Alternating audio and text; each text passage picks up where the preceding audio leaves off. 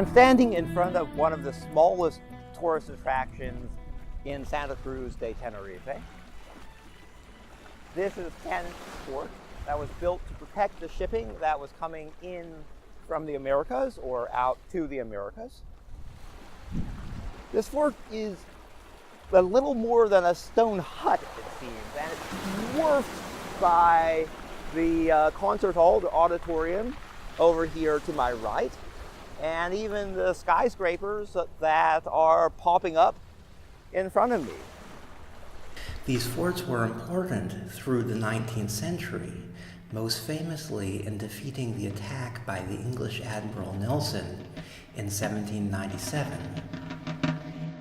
There were many other forts, of course, all along the coastline of the town. And as usual, the history is underground in many places.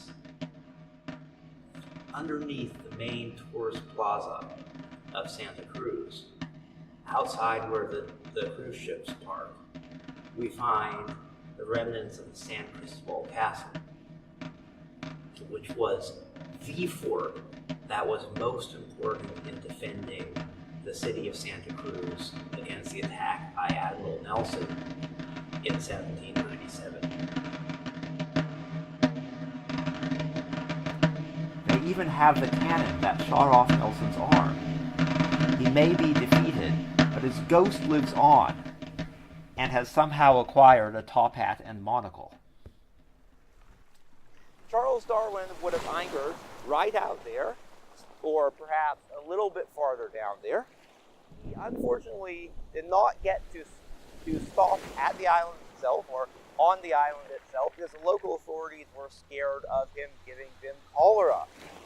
There was a cholera epidemic in England at the time, and they had heard about it and didn't want it transmitted to them, even though there was no problem with cholera on board the Beagle. Darwin was devastated.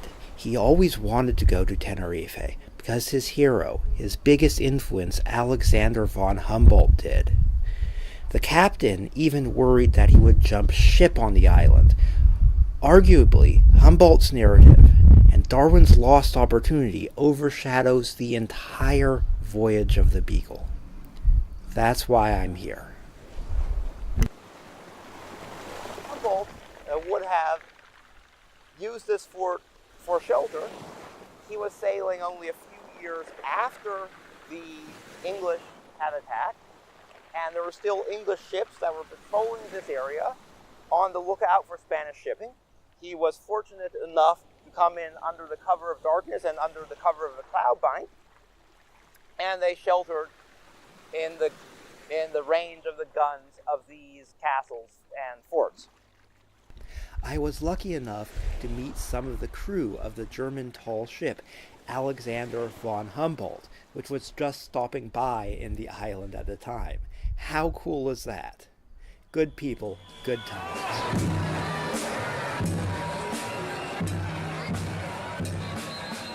I was lucky enough to arrive at the end of Carnival. Apparently, the Santa Cruz Carnival is the second largest in the world. I saw the burial of the sardine, wherein the sardine is ritually burned and buried, and the men dress up as its grieving widows. There's also a lot of severed penises, for some reason. You can also stare at rocks. For example, outside of the Natural History Museum, which is fantastic, by the way, and I highly recommend. But seriously, check out these rocks. Even volcanic rocks, like these pyroclastic deposits, carry so much history with them in all the little bits and crystals embedded inside. And check out these, and these, and these by the auditorium. In Santa Cruz, Humboldt traveled to the Anaga Point. He was disappointed with the botany, which is weird because it's awesome, with one of the highest rates of endemic species in all of Europe. Anaga has such huge diversity in a small space, species found nowhere else, partly because of its complex topography. Oh man, this is so cool. So this is late dawn view from my hostel at Montes de Anaga. And we see a cruise ship heading out over there. Look at that fine haze over the ocean. Now, I thought that this was just some sort of a mist, but I've been reliably informed that this is in fact not mist at all. It's an ancient African lake that has dried up and is being blown away from the Beagle Depression in the Sahara where it lives over here, and in fact all the way over towards South America, where it will go on to fertilize the Amazon rainforest. This same phenomenon, this dust, the Kalima as it's called here, was observed by Charles Darwin near the Cape Verde Islands. He sent back samples of the dust to be studied by scientists when they didn't yet know where it came from or what it consisted of. Also, check out these mountains over to our left. These are older mountains than in most of Tenerife. This is the geologically oldest part of the island, and they have these weird vertical structures in them, which I assume are eroded out, some sort of dike or something, but I'll try and walk over there and check them out later today.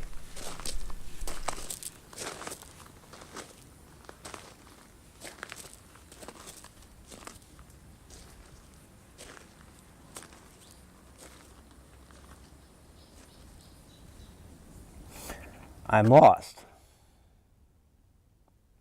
Need to cut that way through the forest, but it's ridiculously dense. It actually forms a significant geographical barrier to the indigenous people that used to live here. They had very different cultural groups on the different sides of this heath forest, or heath laurel forest.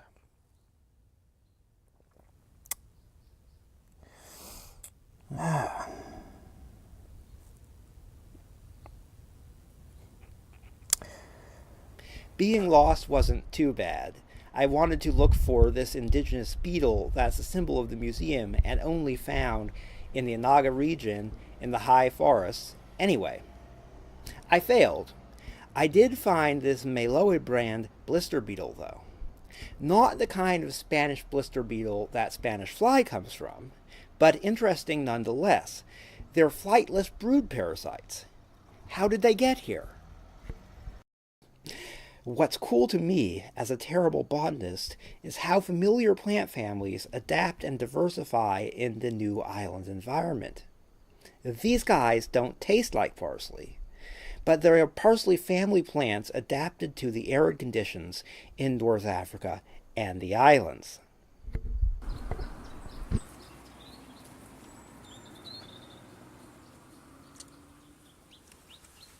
This is a sow thistle. We don't even have to taste this to identify it. It is a sow thistle or a dandelion. There are common weeds everywhere in the world, but only here do they grow into bushes like this. They probably came by wind, and they have adapted themselves to the variety of habitats in the island. At the high levels up here in the heath forest, they grow into bushes. At lower levels, there are the more ordinary forms with perhaps a thicker leaf to prevent against moisture loss. A lot of plants of different families have similar adaptations and look very similar. Other endemic species just do their own thing. You also see plants identical to the mainland ones, such as this guy. Don't taste him.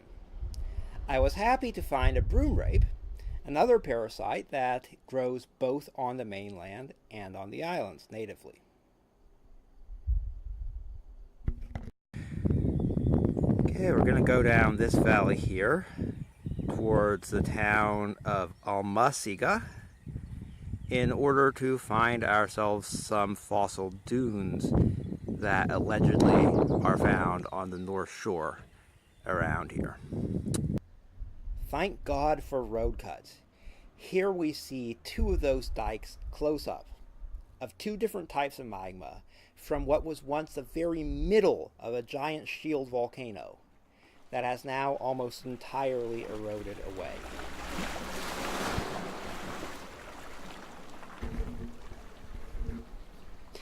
So I made it down to the beach, and the beaches are really pretty, but you need to be brave for the cold, rocky water. I hate beaches. I'm here to check out the shore creatures that live among the rocks, the kind of creatures that I'm hoping to find fossils of.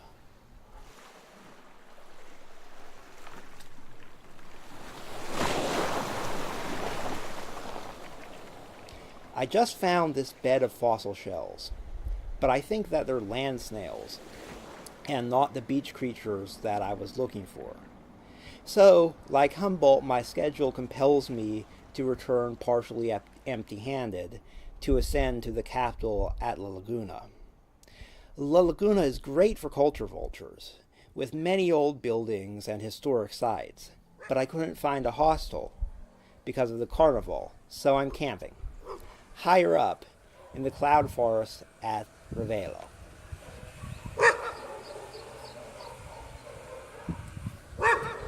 I finally arrived at the Zona Acampada. It's very heavily built. This is attached to a recreational area where there are picnic tables and grills and all that stuff. So we have water available, and this camping pad is very heavily built, extremely heavily built. These fences and this wall they built out of concrete and whatnot. But despite that, it feels pretty wild, pretty isolated here right now. The only people that were in the recreation area have gone away before it gets dark. It is just getting dark right now on account of me getting lost with my A+ land nav skills. I'm going to try and put up my hammock and my rain fly here in case it rains. It's going to be pretty cold tonight. But, I don't know. Now, welcome to being homeless, I guess. So much for cheap hammocks. Guy broke during the night. Very, very cold. But fortunately, there wasn't any heavy rain. Time to face the day, I guess.